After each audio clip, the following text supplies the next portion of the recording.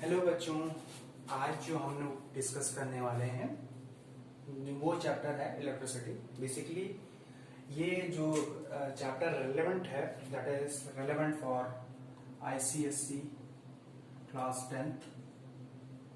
हमारे पास एक सेक्शन है क्लास सीएससी क्लास 10th में, that is electricity and magnetism. उसका फर्स्ट पार्ट हम लोग इलेक्ट्रिसिटी देखने जा रहे हैं और इससे रिलेटेड प्रॉब्लम्स देखेंगे और नेक्स्ट फिर हम लोग मैग्नेटिज्म की बात करेंगे। अभी बेसिकली जब हम लोग इलेक्ट्रिसिटी की बात कर रहे हैं तो सबसे पहला क्वेश्चन ये होता है कि आखिर हम लोग इलेक्ट्रिसिटी की बात क्यों कर रहे हैं। तो हम देख सकते हैं कि हमारे सराउंडिंग में जो भी गैजेट्स हैं those are basically working on electricity. May be it could be a direct current or may be it is a alternating current. ये एसी और एनडीसी जो भी है आपके लिए अभी एक न्यू वर्ड है, तो इसको आगे हम लोग लेटर इस चैप्टर में जानने की कोशिश करेंगे या आगे अपने आने वाली क्लासेस में आप लोग इसके बारे में जानेंगे। अभी फिलहाल जो हम लोग को इस चैप्टर में चीजें देखनी है, जो टॉपिक्स हम लोग को देखने हैं, हम उसके बारे में बात कर लेते हैं। तो सबसे पहला जो टॉपिक हम लोग को देखना है दैट इज चार्ज। चार्ज जब आएगा, हम लोग जब चार्ज का इंट्रोडक्शन देख लेंगे तो उसके बाद जो हमारे पास नेक्स्ट क्वांटिटी आती है दैट इज करंट, जिसका डिस्कशन हम लोग को करना है। उसके बाद हम लोग को देखना है पोटेंशियल डिफरेंस और हमारे पास चार्ज का relationship with current and charge का ही रिलेशनशिप विद पोटेंशियल डिफरेंस। तो हमारे पास जो रिप्रेजेंटेटिव होता है charge, that is represented by Q, current is represented by I and potential difference is represented by V। तो हमारे पास हमको जो रिलेशनशिप देखना है, सबसे पहले Q is equals to NE के बारे में डिस्कस करना है। वहीं पे जो इसमें देखना है I is equals to Q upon T के बारे में डिस्कस करना है और voltage potential difference is work done upon charge. इन तीन रिलेशनशिप के बारे में डिस्कस करना है। उसके बाद जब हम लोग करंट और पोटेंशियल डिफरेंस का डिस्कशन कर लेंगे तो नेक्स्ट डिस्कशन जो हम लोग को करना है that is relationship between V and I, or that is given by Ohm's law. तो V is equals to IR, इस रिलेशनशिप की बात करनी है। तो हम दो टॉपिक्स जो हमारे पास हैं दैट इज करंट और पोटेंशियल, इसके बारे में ऑलरेडी डिस्कस कर चुके होंगे। तो नेक्स्ट जो हमारे पास एक कांस्टेंट बचेगा R, that is called as resistance. इसका भी डिस्कशन हम लोग को करना है। उसके बाद हम लोग को फैक्टर्स अफेक्टिंग रेजिस्टेंस के बारे में बात करनी है और जो लास्ट टॉपिक रहेगा that is combinations of resistances, इसके बारे में डिस्कस करना है। तो जैसे कि हम लोग स्टार्ट करेंगे इस चैप्टर को with the first topic charge.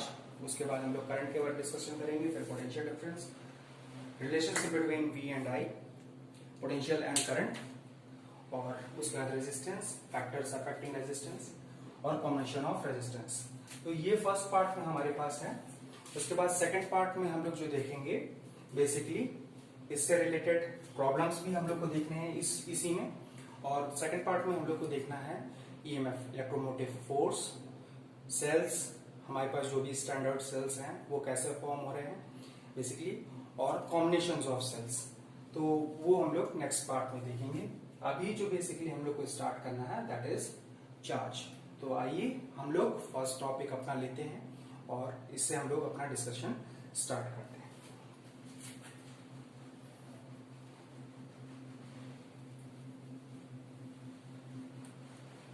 तो व्हाट इज चार्ज? देखिए कई बार आपने देखा होगा कि जब हम लोग कई बार लेते हैं स्केल लेते हैं और उसको जब हम लोग रब करते हैं वूल के साथ में, और उसके बाद बिट्स ऑफ पेपर जब हम लोग रखते हैं तो जो हमारे पास बिट्स ऑफ पेपर होते हैं that is going to stick with that particular plastic scale. हमने क्या किया, इस एक स्केल ले ली है जिसको हमने वूल से रब बाय स्केल है, प्लास्टिक स्केल, जो हम लोग रूलर यूज करते हैं, और इसको रब किया है विथ वूल। और उसके बाद जो बिट्स ऑफ पेपर्स होते हैं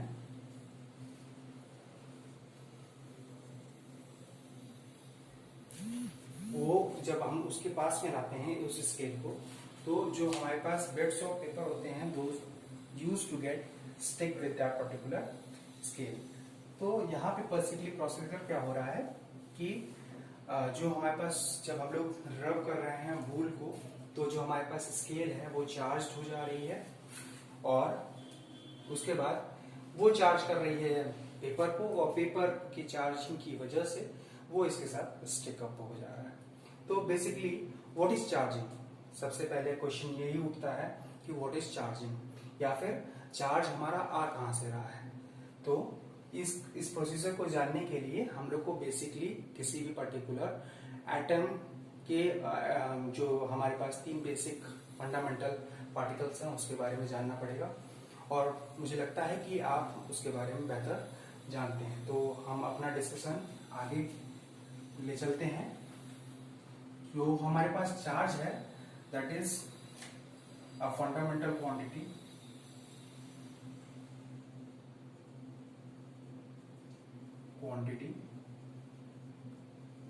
that is due to transfer of electrons from one body to another body or free space। तो बेसिकली हो क्या रहा है, मेरे पास एक बॉडी है जिससे हमारे पास इलेक्ट्रॉन किसी एक पर्टिकुलर बॉडी को ट्रांसफर हो रहा है, या फिर इलेक्ट्रॉन फ्री स्पेस को ट्रांसफर हो रहा है। तो बेसिकली जब इलेक्ट्रॉन किसी बॉडी पे ट्रांसफर हो रहा है, तो जिस बॉडी पे ट्रांसफर हो रहा है that is going to be get negatively charge, और जिस बॉडी से ट्रांसफर हो रहा है that is going to be a positive charge. तो ये हम लोग देखेंगे। बेसिकली यहां से हम लोग केवल एक चीज जान सकते हैं कि the charge is going to be of two types, the polarity of charge is going to be of two types, that is positive polarity and negative polarity। तो फर्स्ट पॉइंट तो ये हो गया हमारे पास। दूसरा चीज हम लोग देखेंगे, दूसरा पॉइंट क्या है, the SI unit of charge is coulombs। so it is represented by C। और तीसरा जो पॉइंट है, there is two types, I बोलूं two different polarities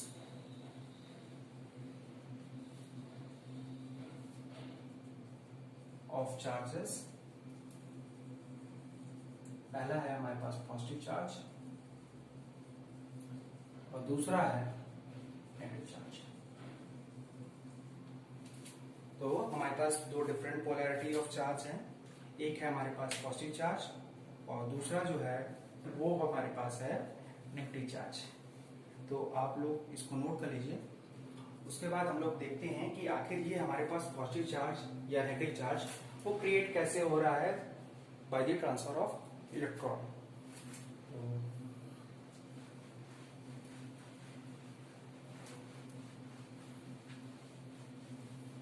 अब हम लोग देखते हैं कि हमारे पास, हम एज्यूम करते हैं एक हाइड्रोजन एटम है। हम जानते हैं हाइड्रोजन एटम जो है हमारे पास that is having atomic number 1।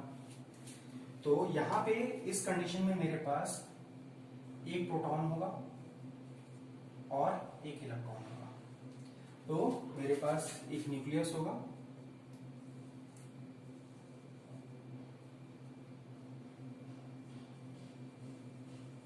जिसमें हमारे पास एक प्रोटॉन होगा, और हम जानते हैं कि प्रोटॉन जो है that is immobile, that is always going to be get located in the nucleus and having a positive charge. वहीं पे हमारे पास एक इलेक्ट्रॉन होगा and this electron is located in the shell और this is having a negative charge. ठीक है। तो as soon as we will provide it energy, हम क्या कर रहे हैं, इसको एनर्जी प्रोवाइड कर रहे हैं, या इसी को हम लोग बोलते हैं आयोनाइजेशन पोटेंशियल। तो हमारे पास हो क्या रहा है कि ये जो इलेक्ट्रॉन है वो मूव कर जाएगा टू द इधर टू द फ्री स्पेस, यहां पे इलेक्ट्रॉन आ जाएगा फ्री स्पेस में, या फिर यही इलेक्ट्रॉन किसी भी अदर ऑब्जेक्ट को ट्रांसफर हो सकता है। तो हम दोनों ही केसेस देखेंगे। अगर फ्री स्पेस में ये ट्रांसफर हो रहा है तो अगेन ये जो हमारे पास इलेक्ट्रॉन है जैसे ही ट्रांसफर हुआ तो that is going to create a vacancy. तो अब इस कंडीशन में मेरे पास जैसे ही वैकेंसी क्रिएट हुई तो मेरे पास इस एटम में 1 प्रोटॉन है और 0 इलेक्ट्रॉन है। So there is a excess of electron and that is going to create a positive charge on hydrogen atom. Electron के ऊपर हमारे पास नेगेटिव चार्ज था, तो इसके ऊपर हमारे पास नेगेटिव चार्ज ऑलरेडी प्रेजेंट है। अगर ये जो फ्री स्पेस का इलेक्ट्रॉन है किसी पर्टिकुलर बॉडी को ट्रांसफर हो रहा है, लेट अस अज्यूम मेरे पास एक क्लोरीन एटम था जिसमें ये इलेक्ट्रॉन एड अप हो गया, तो अब ये जब इसके ऊपर एड अप होगा so then it is going to create a negative charge of on that particular chlorine atom. तो क्लोरीन एटम की भी हम लोग बात कर देते हैं। क्लोरीन का जो हमारे पास एटॉमिक नंबर है दैट इज 17। तो हमारे पास यहाँ पे क्या है 17 प्रोटॉन एंड 17 इलेक्ट्रॉन्स। तो जैसे ही मैं यहाँ पे एक इलेक्ट्रॉन ऐड कर रहा हूं तो यहाँ पे क्या होगा, मेरे पास number of proton is same but the number of electron is 1 more than that of neutral atom of chlorine atom. तो जैसे ही हमारे पास एक एक्स्ट्रा इलेक्ट्रॉन एड अप हो गया to that chlorine atom, then it is going to create a negative charge on that particular atom. तो यहां से हम लोग कंक्लूड कर सकते हैं कि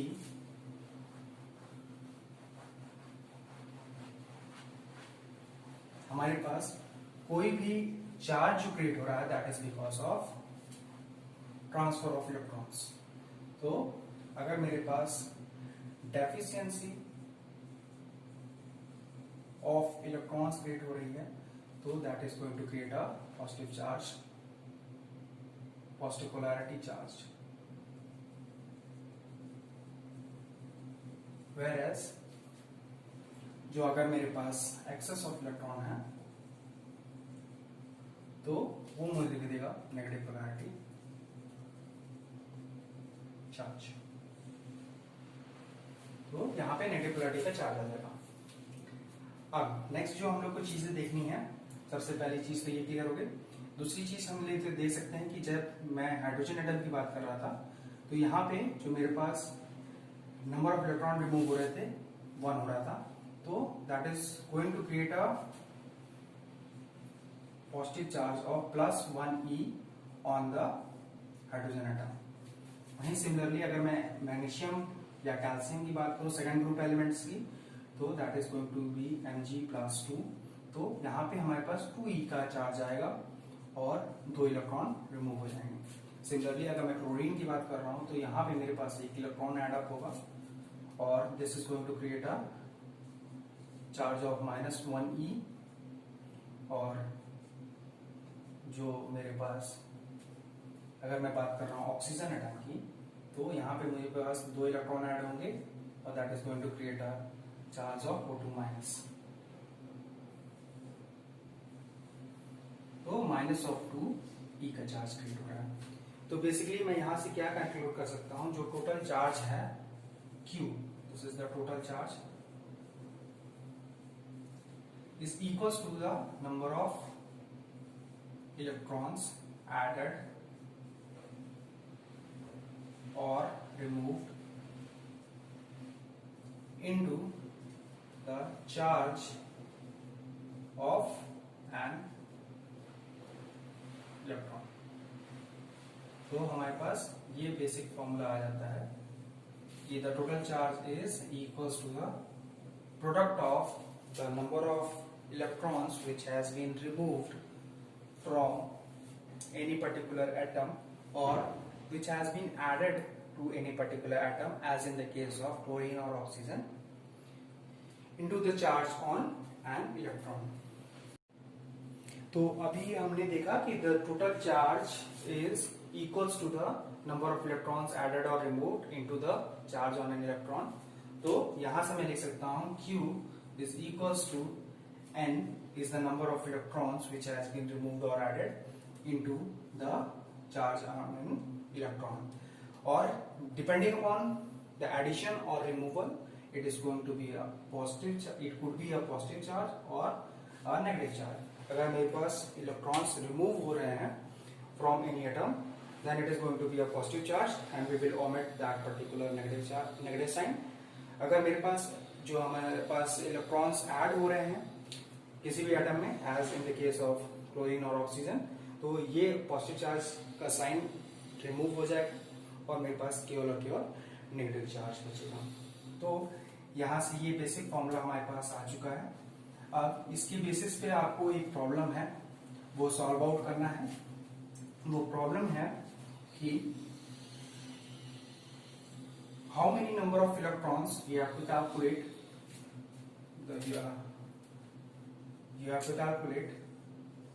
number of electrons that will make up a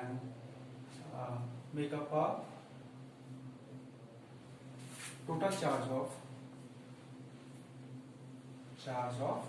1 coulomb, or rather I should say -1 coulomb, क्योंकि इलेक्ट्रॉन्स की हम बात कर रहे हैं. तो इसको सॉल्व करने के लिए अब मैं हिंट क्या देता हूं कि मेरे पास जो बेसिक चार्ज है, basic charge on an electron is equals to 1.6 into 10 to the power of -19 coulombs. C stands for coulombs. हम लोग देखे हैं कि जो हमारे पास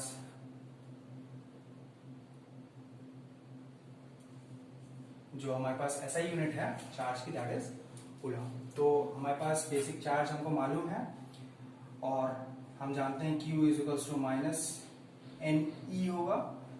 The total charge is given to be -1 coulomb. You can put down the values and calculate the value of N, the number of electrons, and you can put it down in the comment section.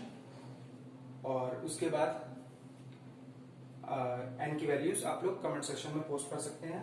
अब इसके बाद हम लोग next topic पे बढ़ते हैं, that is current. तो next जो हमारे पास टॉपिक है दैट इज करंट. तो जब हम लोग चार्ज की बात कर लिए तो अब हम लोग को बात करनी पड़ेगी करंट की. What is current? तो current is basically the rate of flow of charge,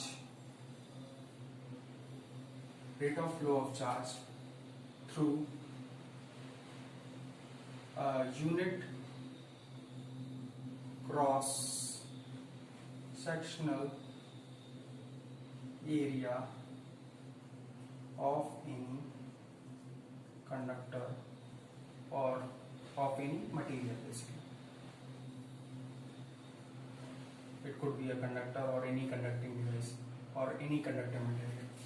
तो basically rate of flow of charge. तो चार्ज के बारे में हम लोग जान चुके हैं that charge is given by Q is equals to NE, और रेट बेसिकली रेफर्स टू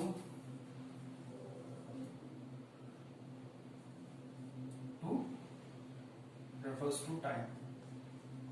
तो अगर मेरे पास एक कंडक्टर है बेसिकली जिसका जो क्रॉस सेक्शनल एरिया है, this is the cross sectional area, this is unit cross sectional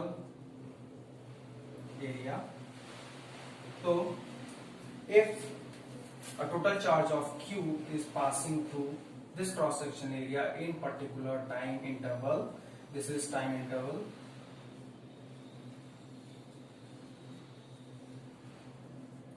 तो अगर मेरे पास टाइम इंटरवल T दिया हुआ है और जो टोटल चार्ज इस यूनिट क्रॉस सेक्शनल एरिया के थ्रू पास हो रहा है that is Q, then the current through that particular cross sectional area is given as Q upon T।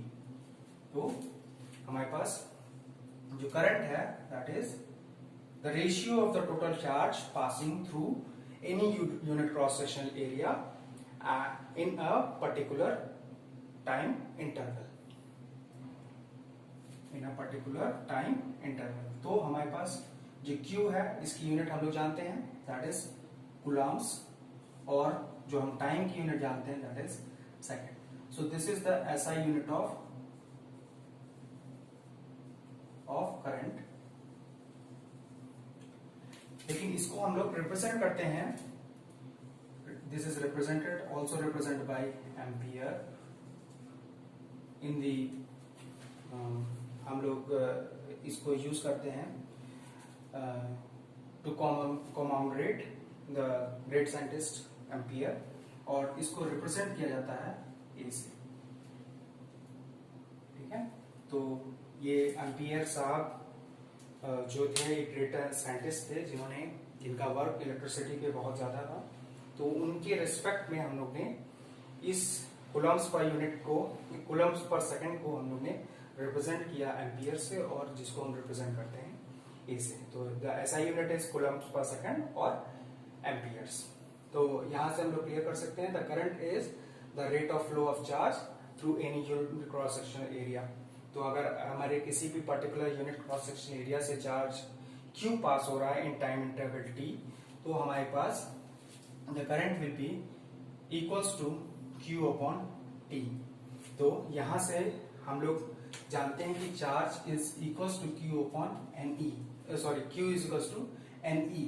तो मेरे पास यहीं से मैं लिख सकता हूं करंट जो होगी हमारे पास that is also equals to I is also equals to NE upon T, because the current through any material is going to pass with the help of the freely available electrons.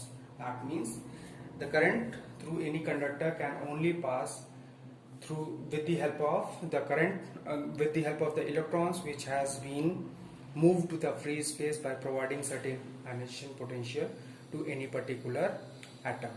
तो जो हमारे पास electron free space में move कर गया है जब हमने उसको आयनाइजेशन पोटेंशियल प्रोवाइड किया है, तो वही जो फ्रीली अवेलेबल इलेक्ट्रॉन होता है कंडक्शन में हेल्प करता है। इसलिए जो हमारे पास करंट है that is given by NE by T।